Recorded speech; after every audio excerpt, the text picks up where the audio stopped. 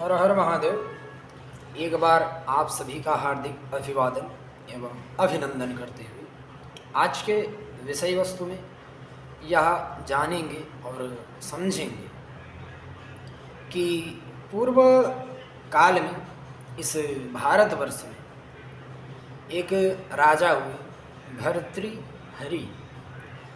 भर्तृहरि राजा की जो कथा प्राप्त होती है वह विचारणीय अर्थात विचार करने योग्य है, साथ में अनुसरणीय है, अनुसरण भी करने योग्य है। तात्पर्य समझिए।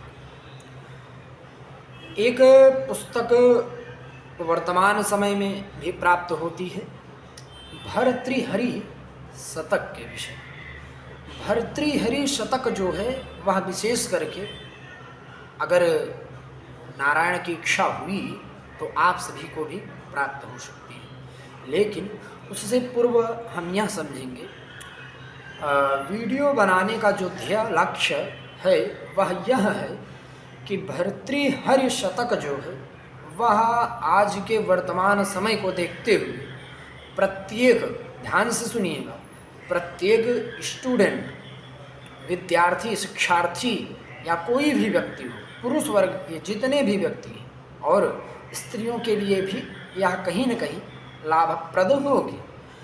तो मूल चीज़ यह समझेंगे कि भर्तृहरि राजा की कथा इस वीडियो में या इस चैनल के माध्यम से वीडियो बनाने की आवश्यकता क्या थी। वर्तमान समय में यद्यपि देखें तो सोशल मीडिया इतना आक्रामक होता जा रहा है कि लोग सोशल मीडिया के चक्कर में ये भूल गए हैं कि राम जी कौन थे, राजा राम जी कौन थे। चलिए थोड़ा सा छोटा परिचय राम जी के विषय में समझें।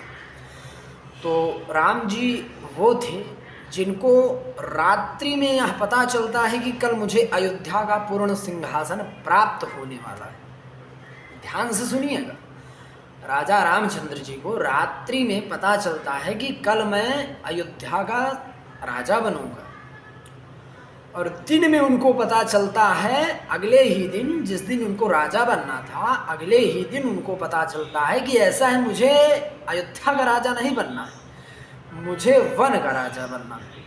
उस स्थिति और परिस्थिति में भी राजा रामचंद्र जी हंस रहे थे, मुस्कुरा रहे थे। उन्हीं को कहते हैं राम।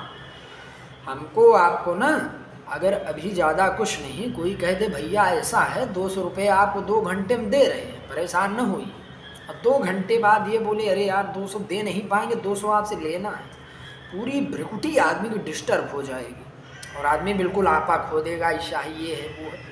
तो मेरे वीडियो बनाने का ध्येय लक्ष्य जो है वो ये है कि राजा रामचंद्र जी पहली चीज़ सहनशील व्यक्ति।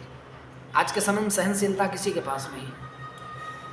एक जॉब नहीं लग पाई, अगला आदमी डिप्रेशन में चला गया, डिप्रेशन में गया, नशा करने लगा, नशा करने के बाद बर्बादी हो गई। बर्बादी होने के बाद तब याद आता है जब कुछ बचे नहीं रहता, तब याद आता है कि ऐसा मैं पूर्ण रूपेण बर्बाद हो चुका। ठीक है, तो रामचंद्र जी का चरित्र यहाँ जोड़ने का तात्पर्य ये था, रामचंद्र जी के चरित्र को वर्तमान समय में कलयुग में जो प्रसारित किया जाता है, श्री रामचरितमानस पुस्तक या ग्रंथ कह सकते हैं, जो कि सभी वेद पुराण का सार और निचोड़ है। उसमें तुलसीदास जी के द्वारा या शायद विनय पत्रिका इत्यादि कहीं न कहीं से अध्ययन तो हमें प्राप्त हुआ है, तभी हमारे मस्तिष्क में चल रहा है। हमारे अध्ययन में यह प्राप्त हुआ है कि एक कहावत है बहुत ही पुरानी कि पर नारी पैनी छोड़ी 3 तरफ से खाए, धन हरि यौवन हरि और घोर नरक ले जाए। तात्पर्य, पराई स्त्री धन को हरने वाली होगी, यौवन को हरने वाली होगी और अंत में नरक को ले जाने वाली होगी, है ना। वर्तमान समय में यद्यपि देखें तो यही व्यवस्था चल रही है। ठीक है, हम अब आते हैं अपने लक्ष्य और तथ्य पे। इतनी सब बात बताने के बाद फिर उसी तथ्य पे आते हैं। राजा भर्तृहरि की जो हमने पूर्व में आपको बात बताई, राजा भर्तृहरि के विषय को अनुसरण और विचार क्यों करने योग्य है, इसको हम थोड़ा सा समझेंगे। राजा भर्तृहरि कुछ समय पूर्व भारतवर्ष के ही एक बहुत ही प्रसिद्ध राजा, अतुल संपन्न वैभव प्राप्त था, है ना। और होता यह है कि एक दिन राजा भर्तृहरि को पता चलता है कि उनकी जो धर्म पत्नी जी है उनका प्रेम संबंध है उनके सेनापति से। ध्यान से समझिएगा।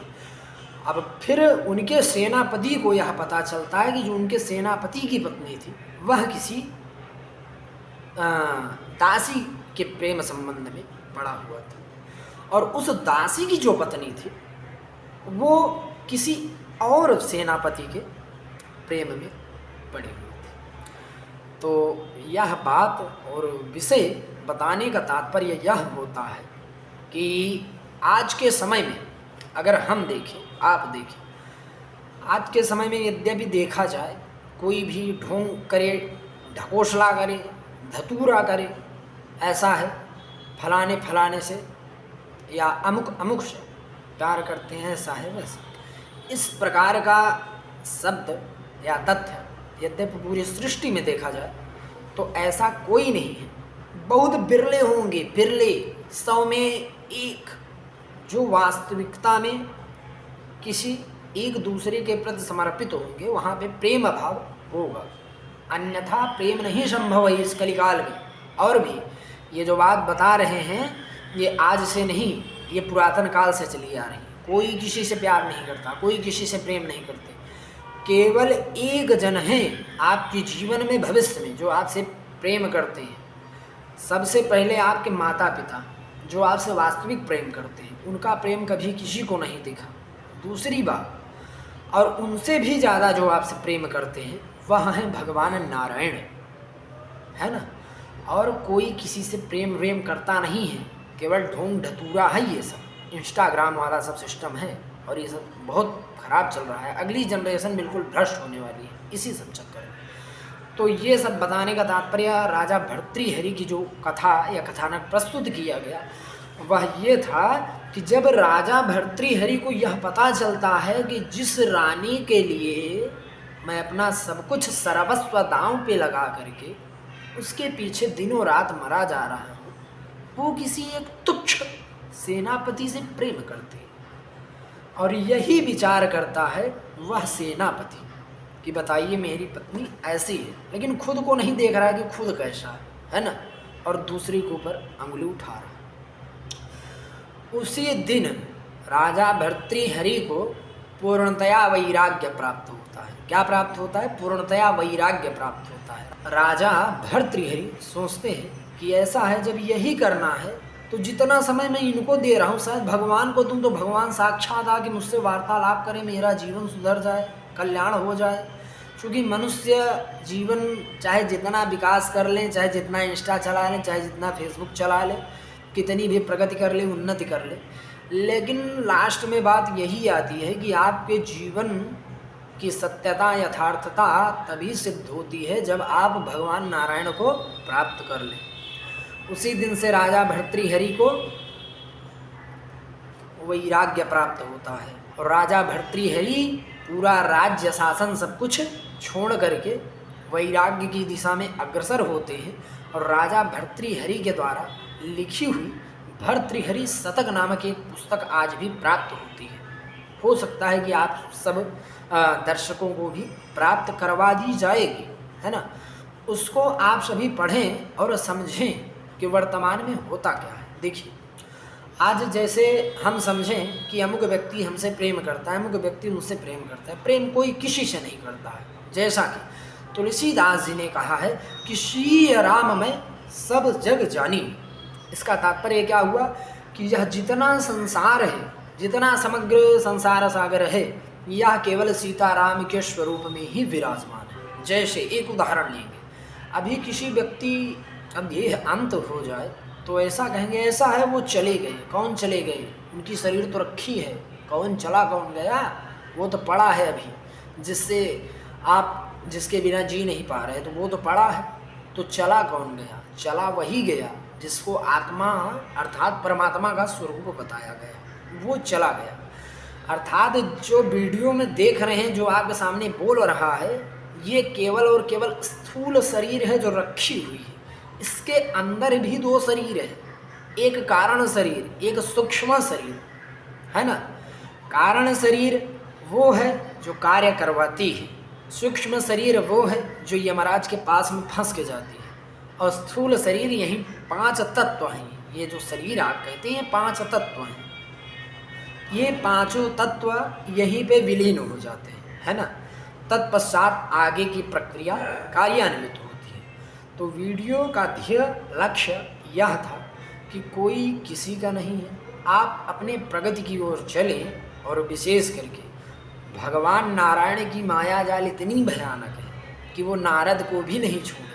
छोटी कथा और इसमें जोड़ेंगे, तत्पश्चात समय भी ज़्यादा हो रहा है। नारद जी को एक दिन घमंड हुआ कि ऐसा है, पूरे संसार में सबसे बड़ा वैरागी मैं ही हूँ, मेरे अंदर महान वैराग्य उत्पन्न हुआ है, मेरे ऊपर किसी की माया नहीं काम करती। सबसे पहले ब्रह्मा जी के पास गए। ब्रह्मा जी बोले कि ऐसा है, देखिएगा आगे कहीं न कहिएगा।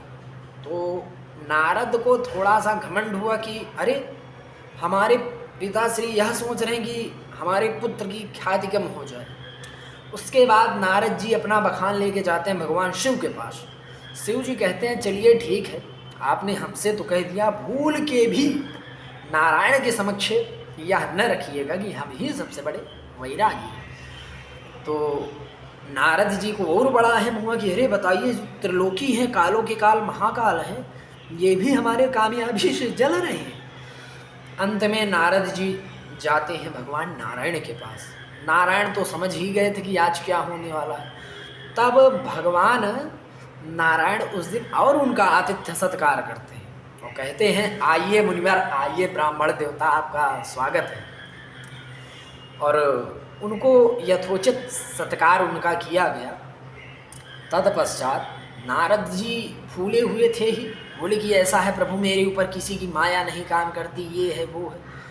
भगवान नारायण बोले कि अरे, आप जैसे मुनिवर के ऊपर किसकी माया काम करेगी।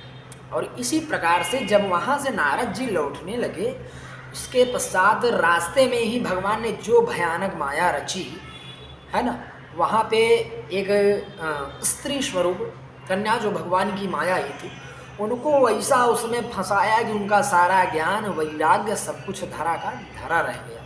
इसलिए निवेदन यह करेंगे, कभी भी किसी भी चीज़ पे घमंड ना की जाए, क्योंकि भगवान दो ही चीज़ पाते अर्थात खाते हैं। पहला, आपका भाव क्या है, आप किस भाव से भगवान के प्रति क्या समर्पित करते हैं। दूसरा, आपके अंदर अहम घमंड अहंकार क्या है। यही दो चीज़ भगवान खाते हैं, है ना।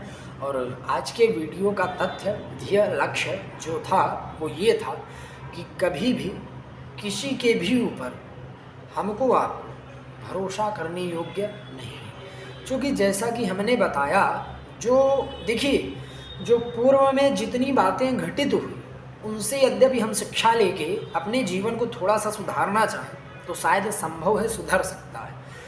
अच्छा ये बताइए, अगर भोग प्रधानता में ही सुख होता तो इतनी माया प्रपंच काहे फैलाई जाती, ऐसा है वैसा है, ये कर लीजिए वो कर लीजिए। कुल मिला के राजा भर्तृहरि के द्वारा जितनी बातें या सीखें प्रस्तुत की गई हमारे आपके लिए, उसको थोड़ा सा हम विचार कर लें और अपने विशेष करके आपसे लास्ट बात और फिर बताएंगे।